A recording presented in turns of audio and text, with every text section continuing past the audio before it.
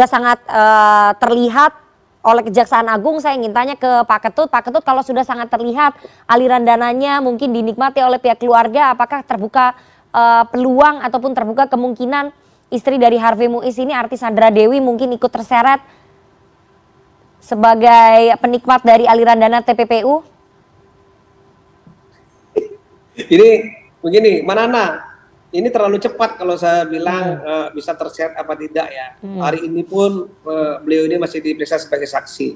Jadi apa yang disampaikan oleh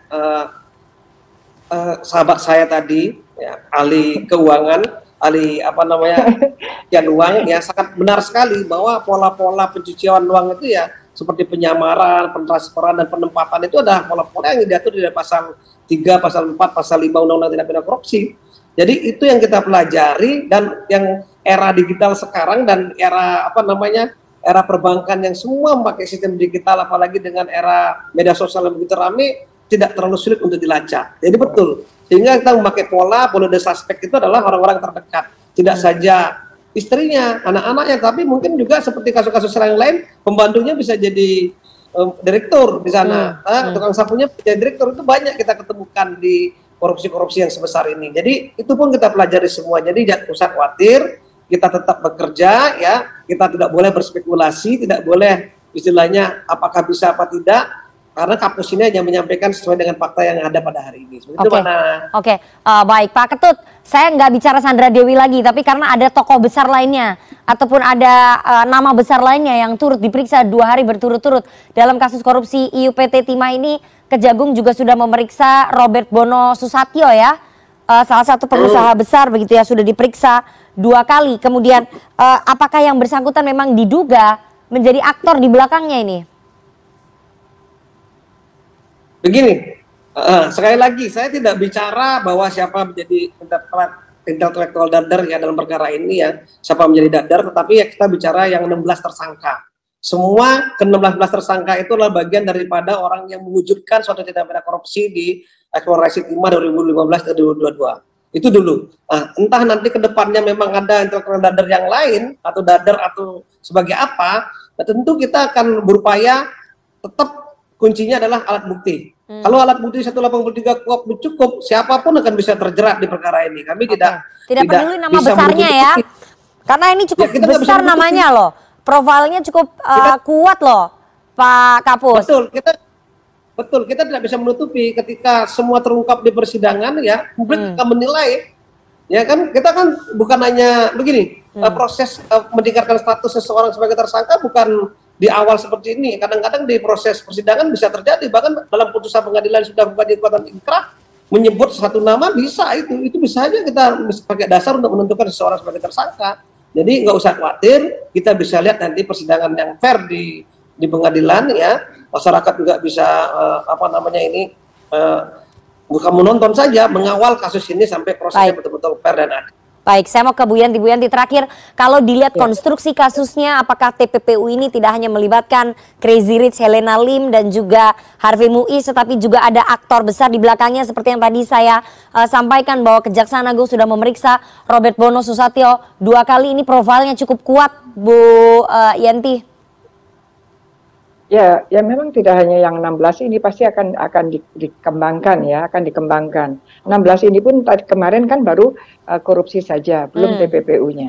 Kalaupun sekarang disampaikan bahwa ada pembelian private jet dan kemudian mobil dan sebagainya, itu kan kecil sekali dibanding kerugian yang timbul gitu ya. Tinggal nanti kita akan lihat bahwa siapa saja sih yang menerima aliran dana yang tadi disebutkan penikmat tadi, ya, beneficial ownership itu yang paling penting, ya. Mungkin tidak ada di dalam organisasi strukturnya, tetapi ternyata aliran-aliran dana dari sejak berapa itu, 2012, 2015, ya, itu kan panjang, ya, itu kemana saja, itu nanti memang bisa dalam proses bisa bertambah siapa saja tersangkanya, baik yang terlibat korupsinya maupun terlibat TPPU-nya.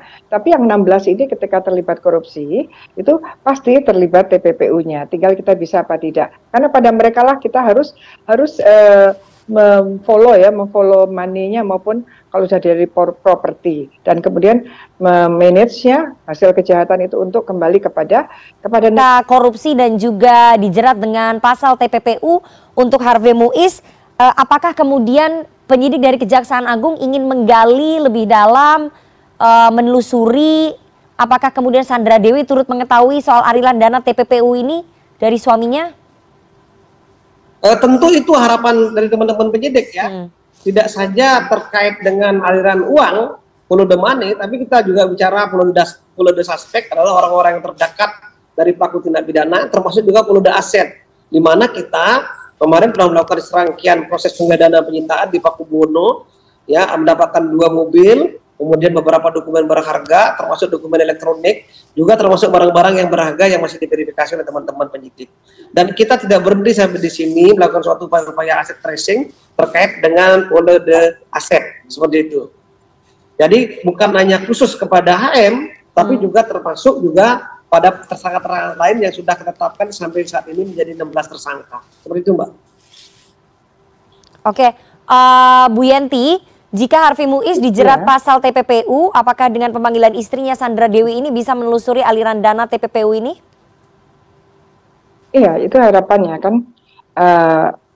Yang penting itu kan kalau sudah dinyatakan sebagai tersangka TPPU juga ya, TPPU juga, dan sudah diblokir beberapa waktu yang lalu, itu tidak apa-apa memang. Memang boleh begitu karena sudah diblokir berdasarkan pasal 71, apalagi sekarang sudah diblokir ya.